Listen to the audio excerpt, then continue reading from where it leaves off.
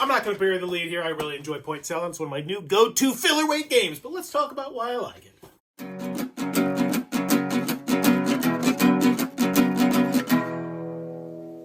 What does that even mean, Bowers Game Corner? Ahoy there, YouTube. I'm back again today for another game review, and today I'm very excited to check out Point Salad from AEG. It's for 2 to 6 players, take 15 to 30 minutes to play, and it's for ages 14 plus, but ignore that. I think you can easily teach this to a 6-year-old, well, because I have. And in Point Salad, it's really quite simple. You're going to have this deck of cards right here. I'd say it's about 100-something cards. Nice quality cards, and there are 2 sides to this card. The first side is going to have a vegetable, like cabbage, or lettuce, or tomatoes, or any number of things. On the other side are going to be a way to score points. So this one says if you have 3 lettuce, for every 3 lettuce at the end of the game, you're going to get 8 points. This one says for every carrot you have, you're going to score 2 points. Some of them will also say you lose points if you have a specific one. So for instance, this one says if you have the yellow pepper, you actually lose 2 victory points. And on your turn, what do? It's really quite simple. You're either going to take vegetables from the bottom of the board, or you're going to take victory points from the top of the board. That's it. You're either going to take more vegetables, which will then give you victory points for when you take victory point cards, or you can also do an option where you can just flip over a victory point card, poop over to a vegetable if you're going to lose points on it. And that's really the gist of the game. That's all you need to teach. You can have this one set up and taught in probably under 3 to 5 minutes, which is absolutely fantastic. You want to see a full gameplay video? There's probably tons of them online. This is a relatively older game.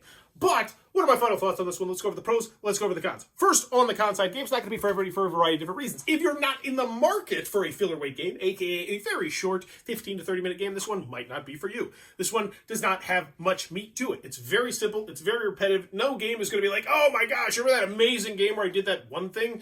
Probably not, because most of the time, they're very samey. That being said, you can get some cool combinations. It was like, oh, I got so many points because I got this, that, and the other thing. But that's pretty much every game. So it's really not that special, I don't think. But it is fun to do.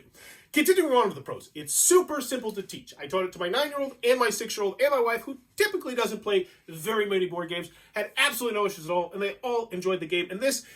the only thing that is, the scoring can be a little bit more complex for kids. And so what I just recommend is just saying, oh, here's your options. This one would be really good for you because you've got X, Y, and Z. And just holding their hand a little bit, which you probably should be doing when you're playing games anyway, even though sometimes I'm bad about that. I need to work on that.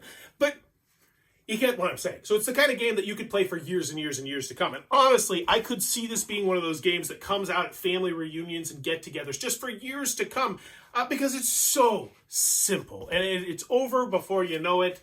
Easy to count up the score for the most part. And wait, I'm supposed to be talking about cons. Yeah, it's a gateway game. That's about it. You're going to want more. Oh, the size of the box is stupid and annoying and I hate it. Yeah.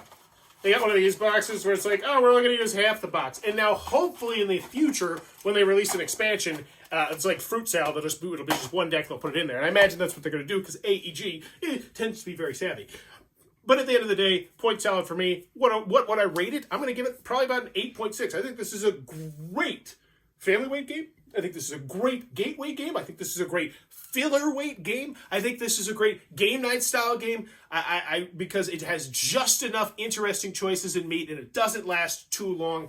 I call this a chameleon game. That's a term that I coined quite a few years ago to say that this game just feels like it could fit in about any situation. Like if you're having a gamery style party, Point Salad would probably go over like gangbusters. But the only thing that I would say is I did try it once at 2 players with my son, and it's better with more players, but it wasn't bad. It was still enjoyable. At the end of the day, Point Salad from AEG is definitely one I think you might want to recommend putting on your shelf if you're in the market for a filler weight game. If you enjoyed what I'm doing, please be sure to click on that subscribe button down below as I'm trying to reach 15,000 subscribers. Also, in the comments below, let me know what's your favorite gateway game of all time that you don't own. For me personally, I think it's Ink and Gold. That's always been one that I've wanted to get in my collection. I just never have. But let me know, and as always, thanks for your time, YouTube. This video is brought to you by all of my amazing Patreon supporters, and I would love it if you would join their ranks and have your name immortalized in the end of many of my videos for the end of time. But consider for only $1 a month, and as always, thanks for stopping by.